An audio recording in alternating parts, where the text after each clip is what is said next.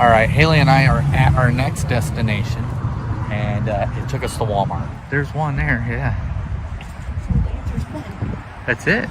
Yeah. Is there an answer for one? Madeline. With Madeline. That's Do you think her last name starts with an H? The boots model is a men's Timberland Redwood, size 9. Tread pattern matches those found at the meta scene. The skills test. The skills test, yes. By Walmart's Market and Hughes So True, how many posts wear a vibrant blue? One. We found one. What? What's it say? 3. So we are at our next destination. We are here at a Hamptons Inn Suite. It says the clearance is 12 foot 6 inches and asked for our question in inches, didn't it? Yes. Haley converted it, so she said 150 inches. 150 inches, which is an answer on here. So we're gonna click it and Yes!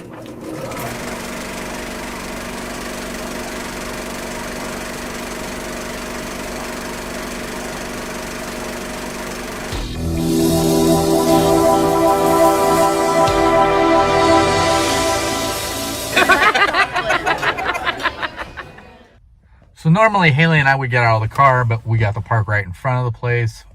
We already figured out what the answer is for what they're going to answer. So or ask. So the only thing we have left is, how many do we have? We have one interview and one forensic tag. All right. So we're going to go ahead and listen to those. Ready? Yes. Okay, detectives. If you look around, you should see a medical clinic. If you don't, it's probably located inside a large office building. Apologies, detective. The notes aren't exactly clear on this one.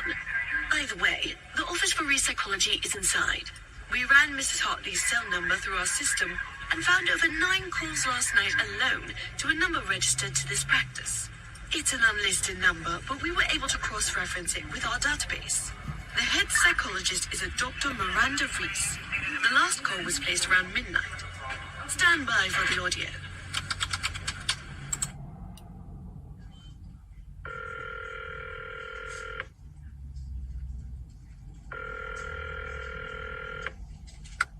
Dr. Reese speaking. Hi there, this is Detective Parham. I have a couple questions regarding a murder suspect I was hoping I could get your assistance with. Do you have a few minutes? Sure, but is it a patient of mine? I'll answer what I can, but I'm bound by doctor-patient confidentiality, so I may not be as much help as you'd like, I'm afraid. Well, I'm actually looking for some more factual information outside of the office. Did you notice any, missed calls last night? You must be referring to Kelsey.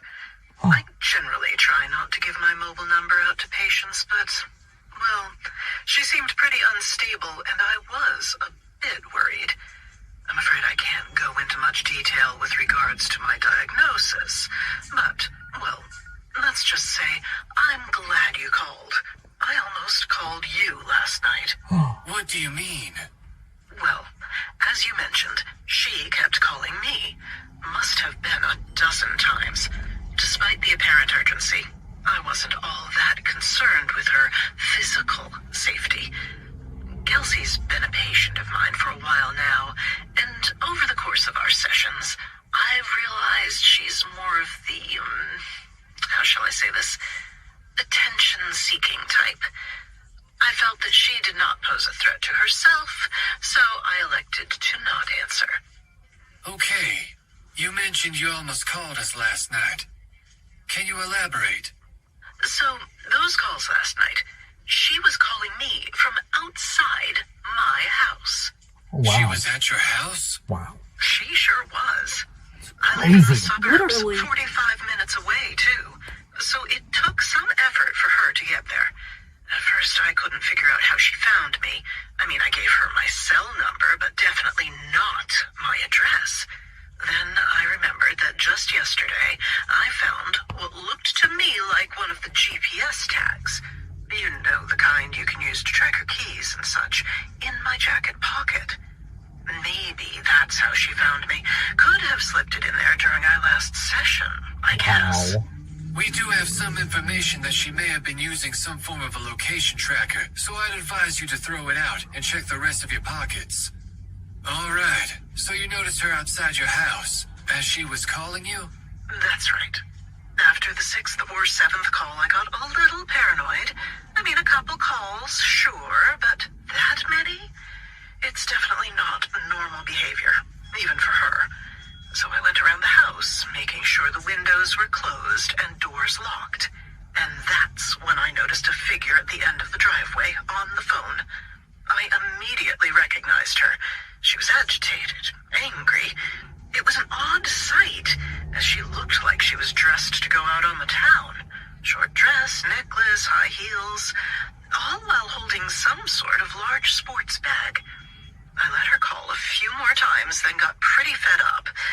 That's when I almost called you. But like I said, I didn't really see her as a threat, so decided it might be better for her if I didn't involve the authorities and just spoke with her. You know, calmly ask her to leave and let her know that coming to my house was inappropriate. Yes. And how did that go? Did you find out what the issue was? I'm afraid I can't go into details on that, but what I can say is her and her husband were having domestic issues. She never went this far before, but it's not the first time I've seen anger like this directed towards him. As for how it went, well, I got it on my security system. Here, let me play it for you. All right.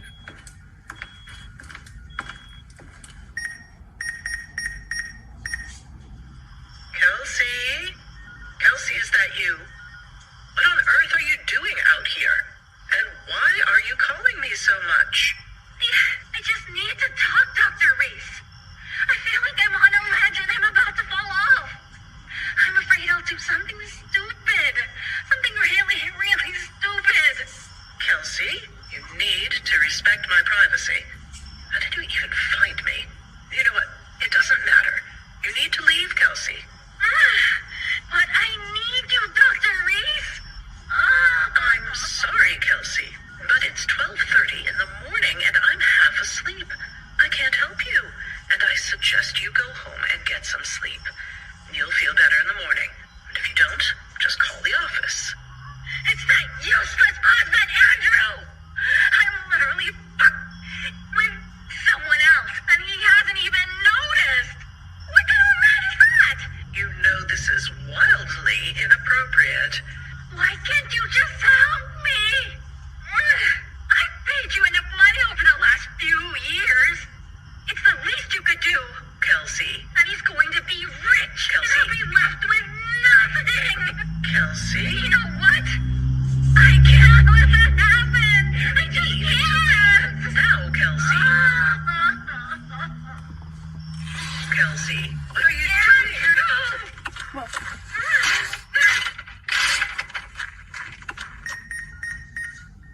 Oh, Jeez, what did she hit? Just my mailbox. Didn't do much damage, thankfully. I was worried there for a second, though. She stormed off almost immediately after that. It's common with patients like her. Brief moments of anger or rage, followed by regret, embarrassment. But she didn't actually swing at you with it. No. She raised it above her head. For a second, I thought she was going to run at me with it, but she just hit the mailbox and ran off. Interesting. So just to confirm, you realize she was at your house at what, 12:30? And the interaction only lasted a minute or two? That's right. She was for sure gone by 12:35, as I noticed the time when I got in. Okay, Dr. Reese, you've been very helpful. Thanks for your time. If you can think of anything else, please don't hesitate to give me a call. Of course. Take care. I don't like his voice. I think it's funny. You know why?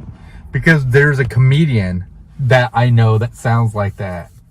So he was actually on That 70s Show.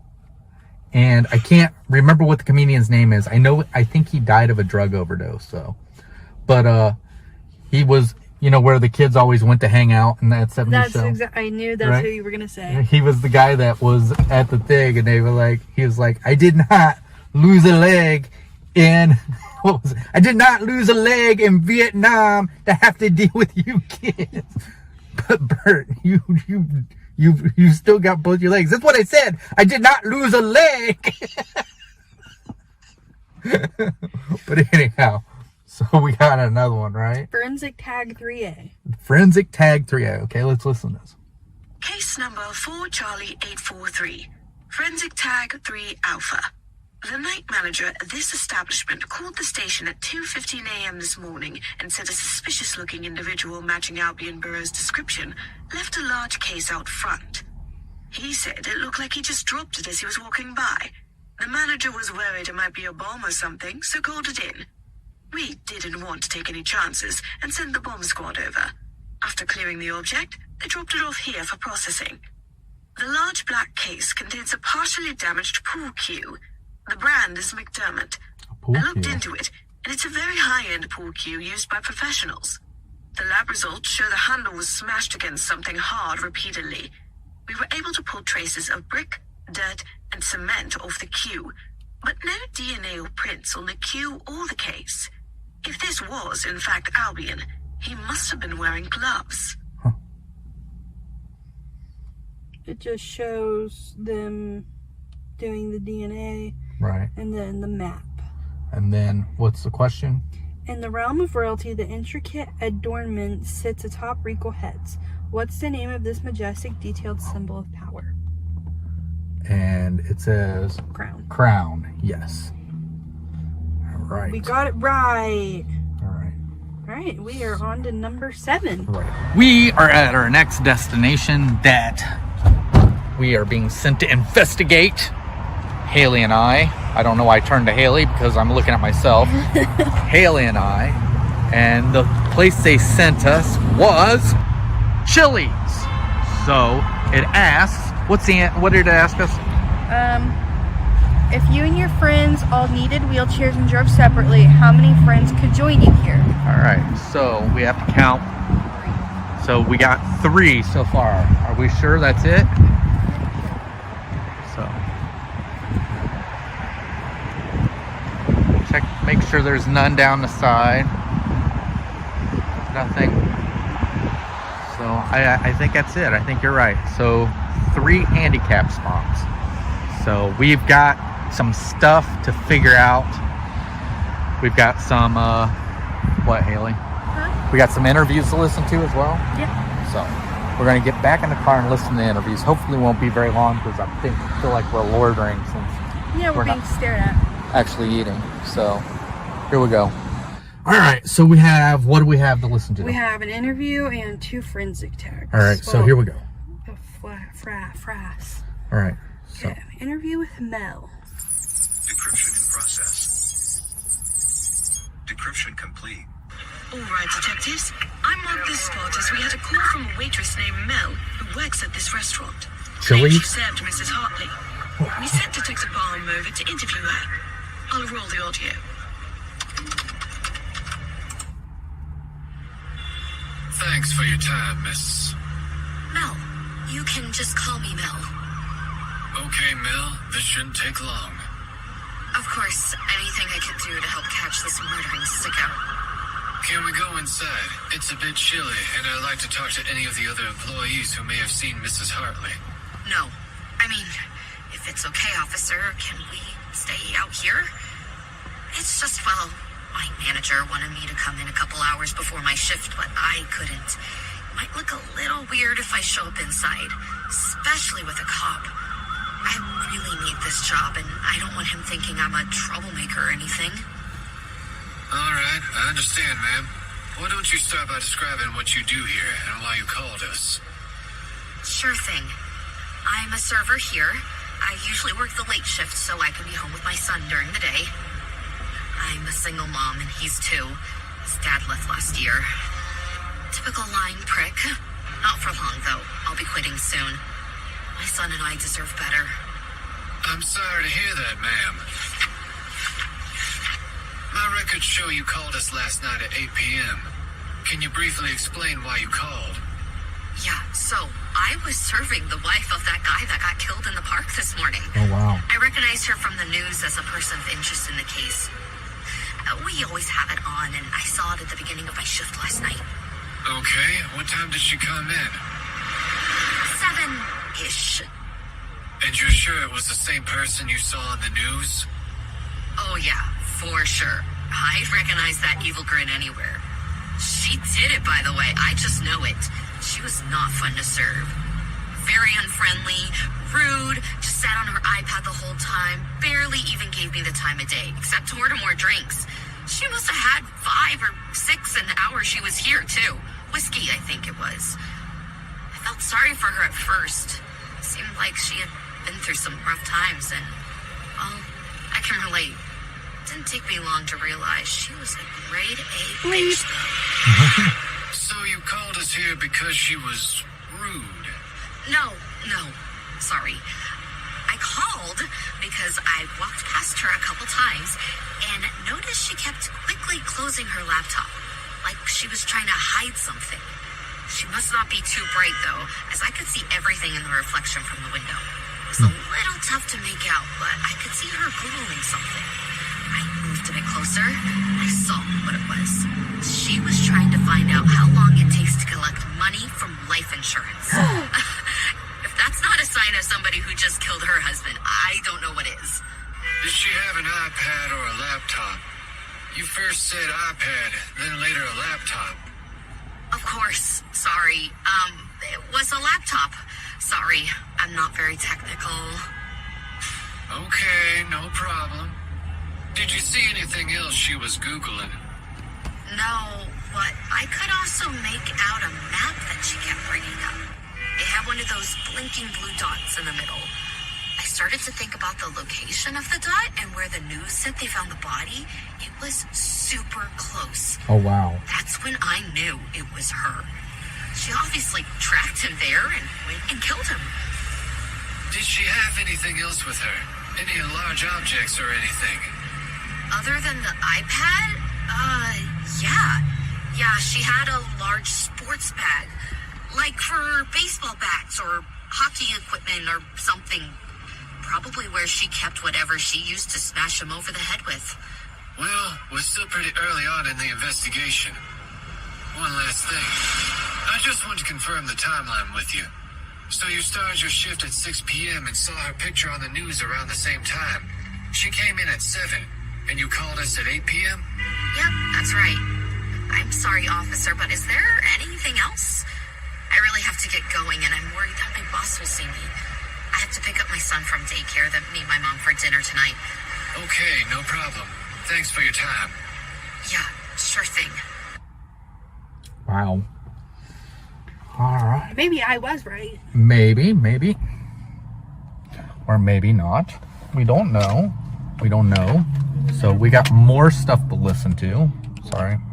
We've been recording for so long and off and on that I'm having to plug my phone in right now.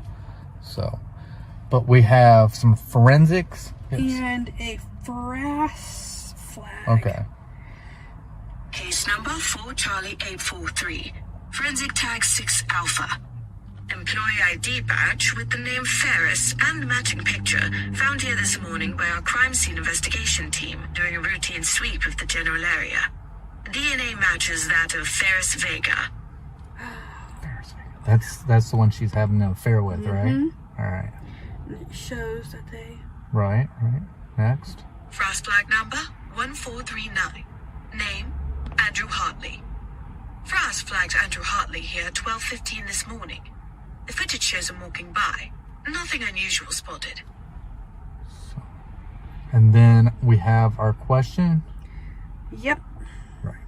And it's 3. Well, read it off again. If you and your friends all needed wheelchairs and drove separately, how many friends could join you here? Well, would the answer be 3 or would it be 2? It would be 3. Yay! We got it right. 4 wheelchair designating parking spots, minus 1 for you. So there's 4, but okay. We did it right. All right. So we are headed off to our next location. So let's go ahead and take off.